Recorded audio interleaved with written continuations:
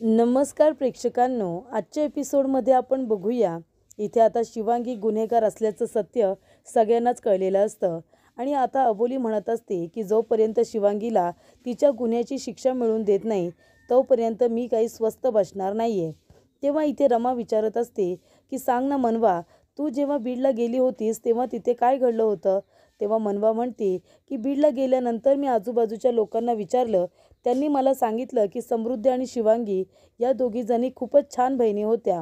पण जेव्हा मी त्यांना शिवांगीचा फोटो दाखवला तेव्हा त्या म्हणाल्या की ही शिवांगी नाहीच आहे आणि त्यांनी मला जो फोटो दाखवला ती शिवांगी दुसरीच कुणीतरी होती. त्यामुळे इथे आता सत्य कळलेलं असतं की इथे शिवांगीने जे काही अबोलीला सांगितलं ते सगळं खोटं होतं. त्यानंतर इथे अंकुश म्हणत असतो की कोर्टात आपल्याला आधी हे सिद्ध करावं लागेल की इथे शिवांगीला कुठल्याही प्रकारचा आजार नाही आहे, तिला स्प्लिट पर्सनॅलिटी डिसऑर्डर नाही आहे, हे आपल्याला सिद्ध करावं लागणार आहे. त्यामुळे इथे हे सगळं बोलणं चालू असताना अबोली हिच्या घरावरती आता गोळीबार होतो. इथे गोळीबार झाल्यानंतर अंकुश म्हणतो की अबोली, रमा, मनवा सगळेजण इथे खाली बसा आणि सगळेजण आता सोफ्याच्या आड लपून बसलेले असतात. तेव्हा इथे अंकुश म्हणत असतो की कोण आहे ती माणसं आणि आपल्या घरावरती का गोळीबार करतायत? तेव्हा अंकुश आता सोफ्याच्या आडून बघत असतो आणि नंतर तो आपल्या रूममध्ये जातो आणि आपली इथे बंदूक घेऊन येतो, आपली पिस्तूल घेऊन येतो. मनवा आणि इथे रमा सगळ्याजणी खूपच जास्त घाबरलेले असतात. अबोली म्हणत असते की सर सावकाश जा. तेव्हा तो जो माणूस बाहेरून गोळीबार करत असतो तो इथे आता सर्व माणसांना बघत असतो आणि गोळ्या आजूबाजूच्या वस्तूंना मारत असतो. ज्या काही तिथे शोभेच्या वस्तू असतात त्या सगळ्या काचेच्या असल्यामुळे त्या आता माणसाने त्या फोडून टाकलेल्या असतात. तेव्हा इथे प्रेक्षकांनो सगळे लोक आता गोळीबार झाल्यानंतर इथे चाळकऱ्यांना आवाज जातो. त्यानंतर इथे गोळ्यांचा आवाज बंद झाल्यानंतर अंकुश दरवाजा उघडून आता बाहेर येतो. आजूबाजूला बघतो तर त्याला कुणीही दिसत नाही. तेव्हा दीपशिकासुद्धा आलेली असते. दीपशिका म्हणते की सर इथे आता गोळीबार झाला ना, आम्हाला आवाज आला. कोण होतं सर? तेव्हा अंकुश म्हणतो काही माहिती नाही आहे, कोण होतं ते काही कळलेलं नाही आहे. तेव्हा इथे अंकुश म्हणतो की रोहन जा जा आणि गेट बंद कर. त्यानंतर इथे अंकुश आता पोलीस स्टेशनमध्ये फोन करतो आणि म्हणत असतो की आमच्या चाळीमध्ये माझ्या घरावरती इथे गोळीबार झालेला आहे. लवकरात लवकर आमच्या एरियातले आमच्या चाळीजवळचे सगळे CCTV कॅमेरे चेक कर आणि बघ की आमच्या इथे हल्ला करण्यासाठी कोण आलं होतं ते लवकरात लवकर चेक करा, असं अंकुश आता म्हणतो. त्यानंतर प्रेक्षकांनो इथे आता अबोलीला एक चिठ्ठी मिळते. तर एका चिठ्ठीमध्ये दगड असतो आणि ती चिठ्ठी तिथे फेकून दिलेली असते. त्याचबरोबर अबोली म्हणते की सर हे बघा इथे चिठ्ठी आहे. तेव्हा अंकुश म्हणतो वाच ना, काय आहे त्या चिठ्ठीमध्ये? तेव्हा अबोली म्हणत असते की त्या चिठ्ठीमध्ये असं लिहिलं आहे की हे बघ अबोली, शिवांगीची केस रिओपन करायची गरज नाही आहे. कोर्टाने आता सांगितलं आहे की तिला आजार आहे आणि तिला इथे निर्दोष सिद्धसुद्धा केलं आहे. त्यामुळे मी शिवांगीला माझ्याबरोबर घेऊन जाणार आहे आणि मला कुणीही अडवू शकणार नाही आहे. तेव्हा मी तुलासुद्धा सांगून ठेवतो की आमच्यामध्ये येण्याची तुला आता गरज नाही आहे. इथे आता लिहिलेलं असतं की मास्क मॅन म्हणून, म्हणजे इथे मास्कमॅनने आता अबोली आणि अंकुश यांना धमकी दिलेली असते आणि सांगितलेलं असतं की इथे शिवांगीची केस पुन्हा एकदा रिओपन करायची अजिबात गरज नाही आहे. नाहीतर तुमच्यापैकी कुणीही मला अडवण्याचा प्रयत्न केला किंवा मध्ये येण्याचा प्रयत्न केला तर मी तुम्हालासुद्धा सोडणार नाही. तुम्हालासुद्धा धडा शिकवू, तुम्हाला तुमच्या चुकीची शिक्षा मिळेल, असं इथे मास्कमॅन म्हणत असतो. तेव्हा अबोली आणि चाळीतले सर्व लोक आता घाबरलेले असतात. म्हणजे इथे अबोलीने शिवांगीला इथे आता तिच्या गुन्ह्याची शिक्षा मिळवून देण्याचा निर्णय घेतलेला असतो आणि ही गोष्ट मास्कमॅनला कळलेली असते आणि म्हणूनच इथे आता अबोलीला धमकी देण्याचं ते पत्र जणू काही लिहिलेलं असतं. तेव्हा इथे अंकुश म्हणत असतो की हा जो कुणी मास्कमॅन आहे ना त्याला लवकरात लवकर शोधून काढायला हवं आहे. म्हणजे तो आता शिवांगीला घेऊन जाणार आहे आणि घेऊन जात असताना त्याला कुणी अडवायचं सुद्धा नाही असं त्याचं म्हणणं आहे. पण काही जरी झालं ना तरीसुद्धा आता अबोली त्याला सोडणार नाही. त्याचबरोबर प्रेक्षकांनो इथे आता शिवांगीला भेटायला संजीवनी साठे ह्या आलेल्या असतात. त्याचबरोबर इथे आता हॉस्पिटलमध्ये त्या आल्यानंतर म्हणत असतात की शिवांगी, तुला माहिती आहे का, तूच खरी गुन्हेगार आहेस ना, तूच खरी वाघ आहेस का? अगं तुझा जो साथीदार तो मास्कमॅन त्याने अबोलीच्या घरावरती गोळीबार केला, तेवढं करून तो गप्प बसला नाही. त्याने एक चिठ्ठीसुद्धा लिहून ठेवली होती आणि चिठ्ठीमध्ये काय लिहिलं आहे, शिवांगीला मी घेऊन जाणार आणि कुणीही मला अडवू शकत नाही आणि जर कुणी मध्ये येण्याचा प्रयत्न केला तर त्याला सोडणार नाही, असं त्याच्यामध्ये लिहिलेलं आहे. आणि इथे शिवांगीची केस रिओपन करायची सुद्धा गरज नाही आहे, असं सुद्धा त्या चिठ्ठीमध्ये लिहिलं होतं. मग आता तुझ्यासाठी किती मोठा प्रॉब्लेम त्याने करून ठेवला आहे तुला माहिती आहे का? आता अबोली त्या चिठ्ठीचा आणि तिच्या घरावरती जो काही हल्ला झालेला आहे ना त्याचा इथे स्वतःसाठी आता फायदा करून घेईल. जर या मास्कमॅनने चिठ्ठी लिहिली नसती ना तर कदाचित इथे आता तिला पुन्हा ही केस रिओपन करता आलीच नसती. पण आता तिने कोर्टामध्ये याचिका दाखल केली आणि त्याच्यामुळे आता कोर्टामध्ये ती हे सिद्ध करणार की तू खरी गुन्हेगार आहेस आणि म्हणून मी ही केस रिओपन करते हे तुझ्या साथीदाराला म्हणजे ते मास्कमॅनला बघवत नाही आहे आणि त्याने ही चिठ्ठी लिहिलेली आहे. त्याचबरोबर प्रेक्षकांना कोर्टामध्ये आज तारीख असते तेव्हा अबोली म्हणत असते की मॅडम हेच ते पेनड्राईव्ह आहे आणि याच पेनड्राईव्हमध्ये आमच्या आजूबाजूच्या CCTV कॅमेऱ्याचं फुटेज आहे आणि याच्यामध्ये आपल्याला स्पष्टपणे दिसतंय की तो मास्कमॅन चाळीमध्ये आला होता आणि त्याने आमच्या घरावरती गोळीबार केला आणि चिठ्ठीमध्ये मला धमकीसुद्धा लिहून ठेवलेली आहे की जर मी इथे पुन्हा एकदा शिवांगीची केस रिओपन केली तर तो मला मारून टाकेल म्हणून. याचा अर्थ हाच होतो की मला कोर्टामध्ये हे सिद्ध करायचं आहे जजसाहेब, स्वराज मास्कमॅन नव्हता आणि स्वराज आता आपल्यात नाही आहे आणि तरीसुद्धा मास्कमॅन आमच्या घरावरती येऊन हल्ला करतो म्हणजे शिवांगीचा साथीदार अजूनही जिवंत आहे आणि तो मोकाट इकडे तिकडे फिरतोय आणि आता तर तो शिवांगीला घेऊन जाणार आहे. तेव्हा इथे आता जे काही बोलल्यानंतर इकडे संजीवनी साठे म्हणत असतात, अबोली मॅडम हे काय बोलतायत जजसाहेब, मला कळत नाही आहे. त्या या केसला एक वेगळं वळण देण्याचा प्रयत्न का करतायत आणि आधी त्या इथे शिवांगीच्या बाजूने लढत होत्या आणि त्याच आता शिवांगीच्या विरोधात केस लढतायत आणि तिला गुन्हेगार सिद्ध करण्यासाठी प्रयत्न करतायत. म्हणजे अबोली मॅडमला असं का करायचं आहे? शिवांगीने त्यांना त्यांची फीस दिलेली नाही आहे का? तेव्हा इथे अबोली म्हणत असते आणि संजीवनी मॅडम तुम्ही इथे आता शिवांगीच्या बाजूने केस लढताय म्हणजे शिवांगीने तुम्हाला खूप जास्त फी दिली आहे का?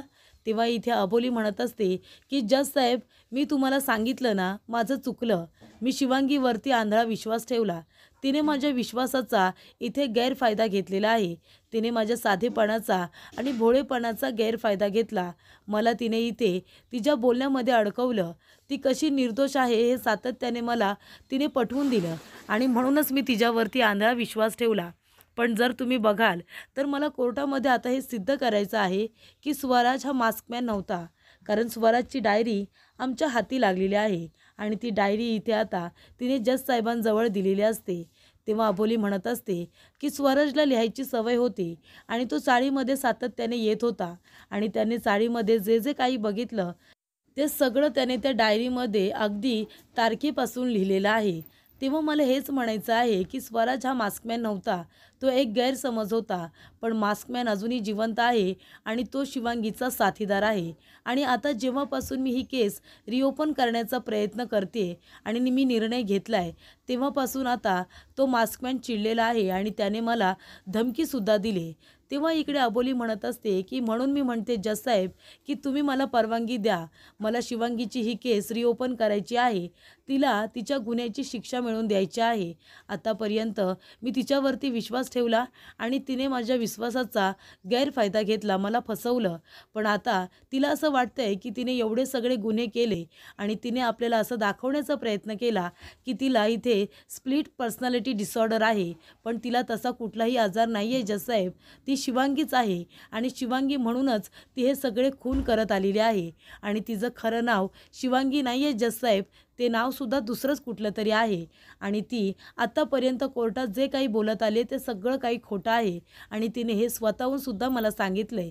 म्हणून मी इथे ही केस रिओपन करण्यासाठी तुमची परवानगी मागते, पण जजसाहेब तुम्हीही मला परवानगी देत नाही आहात. तर इथे आता शिवांगीचा खोटारडेपणा माझ्या लक्षात आला आहे. मी माझी चुकी मान्य करते की त्यावेळेला मी तिच्यावरती आंधळा विश्वास ठेवला आणि तिला निर्दोष सिद्ध करण्यासाठी प्रयत्न करत होते, पण आता मला कळले की ती गुन्हेगार आहे आहे आणि म्हणूनच मला चूक माझी सुधारायची आहे.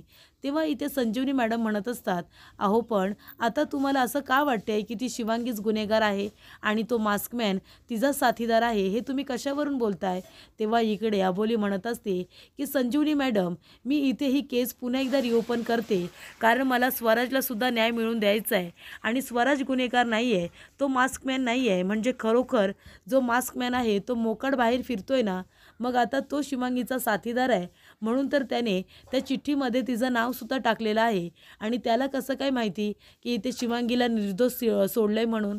तेव्हा इकडे संजीवनी साठेंना आता गप्प बसायला सांगते आणि अबोली म्हणत असते की जज साहेब, तुम्ही फक्त मला परवानगी द्या की कोर्टामध्ये मी ही केस पुन्हा एकदा रिओपन करू शकते आणि मग मी शिवांगी कशी गुन्हेगार आहे ना, ते पुरावेसुद्धा मी स्वतः कोर्टामध्ये सादर करेन. आणि जर तुम्ही मला परवानगी मिळवून दिली नाही तर कोर्टामध्ये आपण असं म्हणतो मॅडम की 100 गुन्हेगार सुटले तरी चालतील, पण एका निरपराधी व्यक्तीला शिक्षा होता कामा नये. पण मॅडम, म्हणून ते 100 गुन्हेगार सुटले पाहिजे का?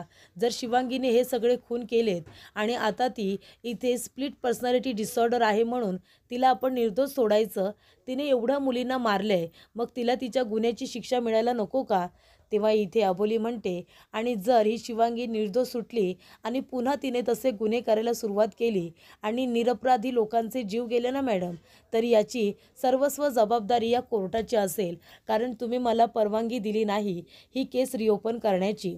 तेव्हा अबोली म्हणते, मी माझी चूक मान्य केलेली आहे. त्यावेळेला मी तिच्यावरती विश्वास ठेवून इथे तिला निर्दोष सिद्ध करण्यासाठी नवनवीन प्रयत्न केले, पण तो माझ्या केसचा एक भाग होता. पण आता तिचा खोटारडेपणा माझ्या समोर आला आहे आणि म्हणून मी आता तिला शिक्षा मिळवून देण्यासाठी पुन्हा एकदा ही केस रिओपन करण्यासाठी बोलते, तर तुम्ही मला ती परवानगी देत नाही. मग आता मी काय करायचं आहे जज साहेब? तेव्हा इकडे अबोलीने आपली व्यवस्थितरित्या बाजू मांडलेली असते आणि तिने पुरावेसुद्धा सादर केलेले असतात. त्या डायरीमध्ये स्वराजने सगळं काही लिहिलं आहे की तो मास्कमॅन कोण होता, तो वाघ कोण होता आणि त्याचबरोबर त्याच्यामध्ये त्याचं जे काही अक्षर आहे ना, ते स्वराजचंच अक्षर आहे हे अबोली सिद्धसुद्धा करणार असते. तसे तिच्याकडे पुरावेसुद्धा असतात. पण इथे शिवांगी स्वतःने गुन्हे करूनसुद्धा ती इथे आता तिला आजार आहे म्हणून ती स्वतःचे गुन्हे लपवण्याचा प्रयत्न करते. हे चुकीचं आहे आणि म्हणूनच तिला शिक्षा झाली पाहिजे असं अबोली वारंवार म्हणते. तेव्हा कोर्टाने जज साहेबांनी अबोलीची बाजू आता व्यवस्थितरित्या ऐकून घेतलेली असते. तेव्हा इथे जज साहेब म्हणत असतात की ठीक आहे, म्हणजे अबोली मॅडम यांनी जे काही पुरावे सादर केलेले आहेत त्याच्यावरून एक गोष्ट तर सिद्ध झालेली आहे की त्यांच्या घरावरती मास्कमॅनने हल्ला केला, गोळीबार झाला आणि चिठ्ठीमध्ये सुद्धा असं लिहिण्यात आले की मास्कमॅन शिवांगीला घेऊन जाणार आहे आणि त्याला कुणीही अडवू शकत नाही. म्हणजे मास्कमॅन अजूनही जिवंत आहे आणि तो व्यक्ती कोण आहे त्याचा लवकरात लवकर शोध घ्यावा. आणि त्याचबरोबर त्यांनी जे काही पुरावे सादर केलेत त्याच्यावरून एक गोष्ट सिद्ध झाली की स्वराज हा मास्कमॅन नव्हता आणि त्यांनी तसं त्याच्या डायरीमध्ये सगळं काही नमूद केलेलं आहे. आणि त्यामुळे इथे आता अबोली मॅडम यांना शिवांगीचा खोटारडेपणा कळला आहे. आधी त्यांच्याकडून चूक झाली आणि त्यांनी ती मोठ्या मनाने इथे मान्यसुद्धा केले. नाहीतर लोक चुकतात आणि ती चूक मान्यसुद्धा करत नाही, ती गोष्ट सोडून देतात. पण त्यांनी तसं केलं नाही आहे. त्यांनी कोर्टाची माफी मागितली आणि त्याशिवाय त्यांना ही केस परत रिओपन करायची आहे आणि शिवांगी कशी गुन्हेगार आहे ते सुद्धा सिद्ध करायचं आहे. त्यामुळे इथे अबोली म्हणालेली असते की तसे मी पुरावेसुद्धा कोर्टामध्ये सादर करेन, फक्त तुम्ही मला एक संधी द्या जज साहेब, फक्त एक संधी. आणि ती संधी आता जज साहेबांनी अबोलीला दिलेली असते आणि त्यामुळे इथे आता कोर्टामध्ये निकाल दिलेला असतो की शिवांगी आहे ना, ती आता हॉस्पिटलमध्ये राहणार नाही. तिच्यावरती जी काही ट्रीटमेंट सुरू आहे ती बंद करण्यात यावी आणि शिवांगीला पोलीस स्टेशनमध्ये घेऊन जावं आणि कस्टडीमध्ये ठेवावं, असा निकाल आता देण्यात आलेला असतो. तर इथे अबोलीने शेवटीला शिवांगीची केस रिओपन केलेली असते. तिला तिच्या गुन्ह्याची शिक्षा मिळवून देण्यासाठी इथे अबोली पुन्हा एकदा कोर्टामध्ये इथे आता पदर खोचून उभी राहिलेली असते. तेव्हा इथे अबोली आता पुन्हा एकदा आता शिवांगीची केस लढणार हे बघून संजीवनी साठे यांना आश्चर्य वाटत असतं. तेव्हा अबोली त्यांनी म्हणते, मी हे काय बघते संजीवनी मॅडम, तुम्ही आता शिवांगीच्या बाजूने केस लढायचा निर्णय घेतला आहे. अहो, कालपर्यंत तुम्ही तिला फाशीची शिक्षा कशी देता येईल यासाठी प्रयत्न करत होता आणि आता तुम्ही तिला निर्दोष सिद्ध करण्यासाठी प्रयत्न करताय. मला कळत नाही आहे नेमकं काय चाललं आहे. तेव्हा इथे संजीवनी साठे म्हणत असतात की माणसं कधी कधी बदलतात, तुम्हाला आता कसं वाटतंय की शिवांगी गुन्हेगार आहे? तसं मला त्यावेळेला वाटत होतं आणि मला आता असं वाटतंय की ती निर्दोष आहे, म्हणून मी तिच्या बाजूने केस लढते. आणि तसंही आपण प्रत्येकजण आपल्या आशिलाला वाचवण्याचा प्रयत्न करतच असतो. तेव्हा इथे अबोली म्हणते, अगदी ते बरोबर आहे, पण आपला आशिल जर गुन्हेगार असेल तर आपण त्याला वाचवलं नाही पाहिजे असं मला वाटतं. आणि तसेही आपण जेव्हा ही केस घेतो तेव्हा सत्य आणि असत्य हे दोन्हीसुद्धा बघितलं पाहिजे असं मला वाटतं. त्याचबरोबर इथे संजीवनी मॅडम म्हणतात की ठीक आहे, ही केस तुला जशी लढायची आहे तशी लढ, मला जशी लढायची आहे तशी मी लढेन.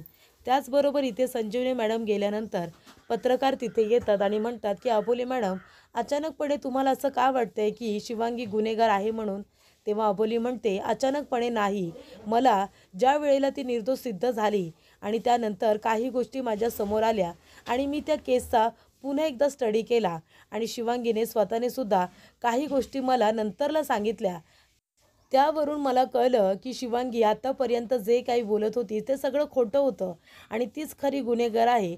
आणि ती स्वतःचे गुन्हे लपवण्यासाठी इथे स्प्लिट पर्सनॅलिटी डिसऑर्डर या आजारपणाचं नाटक करत होती आणि आम्हाला तसं तिने भासवलं, कोर्टामध्ये तसं तिने आम्हाला दाखवलं. तेव्हा इकडे आता अबोलीने पत्रकारांना सुद्धा हेच सांगितलेलं असतं की शिवांगी गुन्हेगार आहे आणि तसे पुरावे मी कोर्टामध्ये सादर करेन आणि तिला मी तिच्या गुन्ह्याची शिक्षासुद्धा मिळवून देईन. त्याचबरोबर इथे आता शिवांगी ही हॉस्पिटलमध्ये असते. तेव्हा दीपशिका तिथे येते आणि म्हणत असते की चला शिवांगी, आधीच मी तुला म्हणाले होते ना, तू खरी गुन्हेगार आहेस, पण त्यावेळेला कुणीही माझ्या बोलण्यावरती विश्वास ठेवला नाही. आणि तसेही सगळे लोक विश्वास ठेवतही होते, पण ते अबोली, तू कशी निर्दोष आहेस, तू कशी गुन्हेगार नाहीस म्हणून ती कोर्टामध्ये तुझी केस लढत होती आणि तिने तुला निर्दोष सिद्धही केलं. पण आता तिला कळलंय की जे मला आधी कळलं होतं, तू खरी गुन्हेगार आहेस आणि ते आता अबोलीला कळलंय आणि म्हणूनच ती आता पुन्हा एकदा तुझी केस कोर्टामध्ये लढणार आहे आणि ती तुला शिक्षा मिळवून देणार आहे. पण आता झालं तुमचं काम, आता तुम्हाला इथे हॉस्पिटलमध्ये राहता येणार नाही आहे. चला आता कस्टडीमध्ये चला. शेवटीला मला जे हवं होतं तेच झालं, मला जे वाटत होतं तेच झालं. तूच खरी गुन्हेगार आहे शिवांगी, तूच त्या बिचाऱ्या निरपराधी मुलींना मारलेस. मी एका गुन्हेगाराला नजरेत ओळखते आणि मी तुला त्यावेळेला सुद्धा ओळखलं होतं. तेव्हा इकडे आता दीपशिका म्हणत असते की चला सावंत मॅडम, हिला घ्या आता, शिवांगीला घ्या आणि तिला आता आपल्याला कस्टडीमध्ये टाकायचं आहे. तेव्हा चला आता हॉस्पिटलमध्ये राहण्याचं नाटक आता बंद करा आणि सावंत मॅडम चला यांना आता कस्टडीमध्ये घ्या. त्याचबरोबर इथे अबोलीने मनवाला फोन केलेला असतो. अबोली म्हणत असते की मनवा, मी तुला एक फोटो पाठवला आहे, त्या माणसाची माहिती गोळा करायची आहे आणि हे बघ, त्या माणसाची तुला सगळी व्यवस्थितरित्या माहिती गोळा करायची आहे. माणसांना इथे खोदून खोदून विचार, वरवरची माहिती आपल्याला नको. तेव्हा इकडे अबोली म्हणते, आणि जी काही माहिती मिळेल ना ती लगेच मला सांग, पण ह्याची वाच्यता दुसरीकडे कुठेही झाली नाही पाहिजे आणि कुणालाही तुझ्यावरती संशय येता कामा नये असं अबोली म्हणते. त्याचबरोबर इथे आता दीपशिका शिवांगीला घेऊन पोलीस स्टेशनला जात असते आणि पोलीस स्टेशनला जात असताना इथे आता दीपशिका म्हणत असते की सर, या शिवांगीला आता लवकरात लवकर आपल्याला कस्टडीमध्ये न्यावं लागणार आहे, नाहीतर तिचा जो मित्र आहे ना मास्कमॅन, तो कुठेही यायला कमी करणार नाही.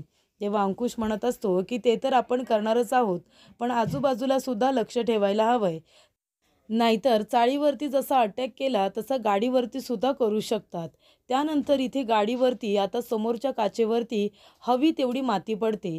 तेव्हा इथे आता पुढचं काही दिसेनासं होतं. तेव्हा अंकुश गाडीतून उतरतो आणि म्हणतो की दीपशिका, या शिवांगीवरती लक्ष ठेवा, नाहीतर तिला तो गायब करू शकतो. तेव्हा इकडे आता अंकुश आजूबाजूला बघत असतो, कुठे मास्कमॅन दिसत तर नाही आहे ना. तेव्हा इकडे शिवांगीला घेऊन जाण्यासाठी तो त्या ठिकाणी सुद्धा येऊ शकतो. तेव्हा शिवांगी म्हणत असते की मी काही केलेलं नाही आहे. दीपशिका म्हणते, गप्प बस, तू स्वतःला शहाणी समजतेस का? काही जरी झालं ना शिवांगी, तरीसुद्धा मी तुला इथून कुठेही जाऊ देणार नाही आहे, कळलं का तुला? आणि त्या गाडीच्या बाहेर इथे आता मास्कमॅन आलेला असतो आणि मास्कमॅन आल्यानंतर तो शिवांगीला गाडीतून बाहेर काढण्याचा प्रयत्न करत असतो. त्याचबरोबर इथे अबोलीला फोन आलेला असतो आणि अबोलीला इथे हवालदार जाधव यांनी फोन करून सांगितलेलं असतं की ज्या गाडीतून शिवांगीला पोलीस स्टेशनला घेऊन जात होते त्या गाडीवरती मास्कमॅनने हल्ला केलेला आहे. तेव्हा इकडे आता अबोलीला ही बातमी मिळाल्यानंतर अबोलीला खूप मोठा धक्का बसतो, कारण जर इथे शिवांगीला तो मास्कमॅन घेऊन गेला तर खूप मोठा प्रॉब्लेम होऊ शकतो. तेव्हा इकडे पुढील भागामध्ये तो मास्कमॅन शिवांगीला आता जबरदस्तीने गाडीतून घेऊन जातो आणि शिवांगीसुद्धा लगेचच त्याच्याबरोबर तिथून निघून जाते.